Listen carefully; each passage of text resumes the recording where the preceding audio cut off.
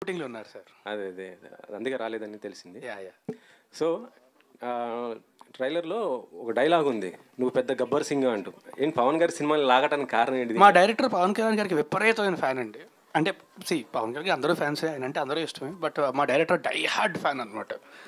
So ఆయన రెఫరెన్స్లు చాలా కనబడుతుంటాయి మీకు. సార్ ఆయన అంటే ఫ్యాన్ అంటే ఒకేవచ్చు, హీరోయిన్తో చెప్పించారు నువ్వు పెద్ద గబ్బర్ సింగ్ అంటూ చెప్పించడం. మొన్న ఒక వీడియో తను రిలీజ్ చేసింది, మ్యాటర్ లేదు అంటూ. అది తిని కాదండి, అది ఎవరో అది మా డైరెక్టర్కే తెలియాలి, తను కాదండి. కాదు అంటే అదే ఆ డైలాగ్కి ఇప్పుడు గబ్బర్ సింగ్ పెద్ద గబ్బర్ సింగ్ అంటే మీనింగ్ మారిపోతుంది కదా. ఓ మీరు అలా కనెక్ట్ చేశారా? మేము అంత కనెక్షన్ వేసుకోలేదు, మీరు డాట్స్ అలా కనెక్ట్ చేశారు అంతే. అంతే అంటారా? లేదు లేదు, రెండింటికి రిలేషన్ అండి, తిని కాదు. ఇంకో క్యారెక్టర్ జగన్ కూడా వాడారుగా ఇలా ఇలా. నథింగ్ అండి, అలా వాడాలని స్పెసిఫిక్గా అనుకోలేదు. దట్ గాయ్ అబ్బాయి ఎవరైతే చేశారో హీఈస్ మెంట్ ఫర్ దట్. అతను చేసేటప్పుడు ఎనాక్ట్ చేసేటప్పుడు అంటే చూస్తాం కదండి, ఒక యాక్టరు దేన్ని బాగా చేయగలడని చూస్తాం కదా. సో ఆ ఇమిటేషన్ అతను బాగా చేయగలడు. ఇట్స్ నాట్ లైక్ జగన్ గారిని చేయాలని ఏ లేదు. ఇప్పుడు మనం ఎప్పుడు చూసుకున్న ఒక యాక్టర్ లైక్ చిరంజీవి గారిని బాగా ఇమిటేట్ చేయగలరు అన్నప్పుడు అరే భలే చేస్తున్నావు చిరంజీవి గారి లాగా ఒకసారి చెయ్యని ఉంటాం కదా. అలాగా వాట్ యూ కెన్ డూ అని అన్నప్పుడు హీ డిడ్ ఇట్. అరే భలే చేస్తున్నావా ఇది అని చెప్పి చేయించడం తప్పితే ఇట్స్ వాంటెడ్గా అది పెట్టాలని లేదు. దట్ గై అంటే మాకు అక్కడ ఏంటంటే మీరు చూసినప్పుడు అతను ఒక విధంగా చెప్పాలి, మిగతాదంతా చూసుకో. అది రెగ్యులర్గా చెప్పామనుకోండి ఒక రెగ్యులర్ డైలాగ్ ఉంటుంది. అతను అలా చెప్పాడు కాబట్టి and he meant for that కాబట్టి అది పెట్టాల్సి వచ్చిందండి. మారుతి గారితో చేయటం అంటే ఆయన ఎలా యాక్సెప్ట్ చేశారు? అంటే ప్రభాస్ గారి సినిమాతో బిజీగా ఉన్నారు కదా. వెరీ బిజీ అండి. అంటే ఎంత బిజీ అని అంటే మేము వెళ్ళాలంటేనే కొంచెం భయపడతాం, అయ్యో ఇప్పుడు ఆయన్ని ఎలా టచ్ చేయాలి, ఆయన చాలా హీటెడ్గా ఉంటారు అక్కడ, చాలా బిజీగా ఉంటారు. కానీ ఏంటంటే ఒక గొప్పతనం ఏంటంటే మారుతి గారి దగ్గర అంటే ఒక మహాసముద్రాన్ని చూస్తూ పిల్ల కాలువలన్నీ కలుపుకుంటారు కదా, ఆయన ఆ టైప్ అండి. మమ్మల్ని అందరినీ ఇలా కలుపుకొని like industry need to grow, చిన్న సినిమాలు రావాలని చెప్పి ఆయన ఆ thought process is very good. And మాలాంటి వాళ్ళందరికీ లైఫ్ ఇచ్చే ప్రాసెస్ అది. So we should appreciate it. Thank you అండి. సార్ రాజస్థాన్ గారు, యా అండి.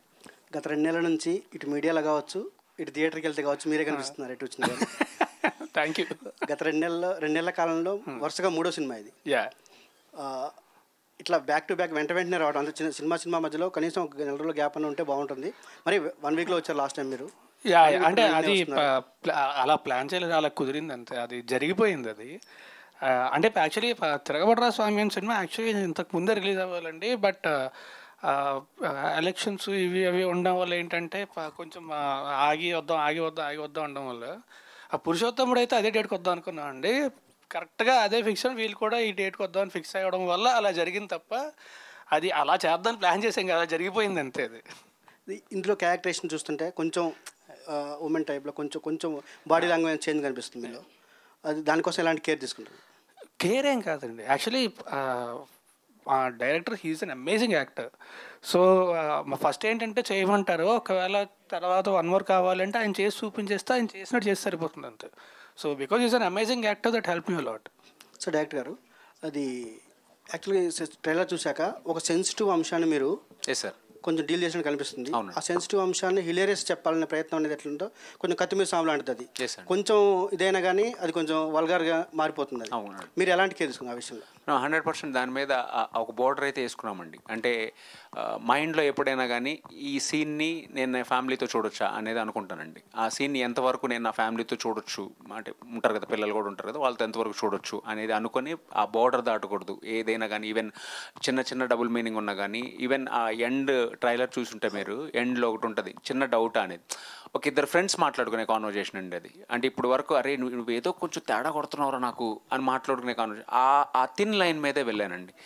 ఎక్కడ అంటే మంచి హ్యూమర్ డ్రామా మీద వెళ్ళాను, కానీ బియాండ్ లౌడ్ వల్గారిటీని అసలు టచ్ చేస్తే నేను చూడలేను కదా. ఫస్ట్ పాయింట్ నేను ఆడియన్స్కి ఏం చూపిస్తానని నాకు గట్టిగా నమ్ముతాను. సంగీతం గారు ఒక ఫ్రేమ్లో కనిపించారు మాకు. He did a big role అండి. ఇట్స్ నాట్ ఒక ఫ్రేమ్లో చూపించాము అంతేగాని అంటే ఆయన అక్కడ కూడా చూపించకపోతే ఎలాగా అనేది పెట్టాం. ఎందుకంటే హిలేరియస్గా సంగీతం గారు అంటే మనకున్న ఇంప్రెషన్ ఈజ్ డిఫరెంట్ కదా, ఆయన కోసం సపరేట్ కట్ చేసుకుంటున్నాం మేము. బేసికల్లీ హీఈస్ అబౌట్ 94 అండి. 94 ఇయర్స్. మేము నెరేట్ చేసినప్పుడు ఆయన 92 ఇయర్స్. ఆ టైంలో ఆయన మారుతి గారు కాల్ చేసి చెప్పారు, సార్ ఇలా ఒక కథ ఉంది వినండి అని అంటే, ఆయన వచ్చి ఆయన మాకు ఆల్మోస్ట్ ఒక 4 days వర్క్షాప్ లాగా, మాకు ఆయనతో చేసిన ప్రతిరోజు షూట్ మాకు ఒక వర్క్షాప్ లాగా.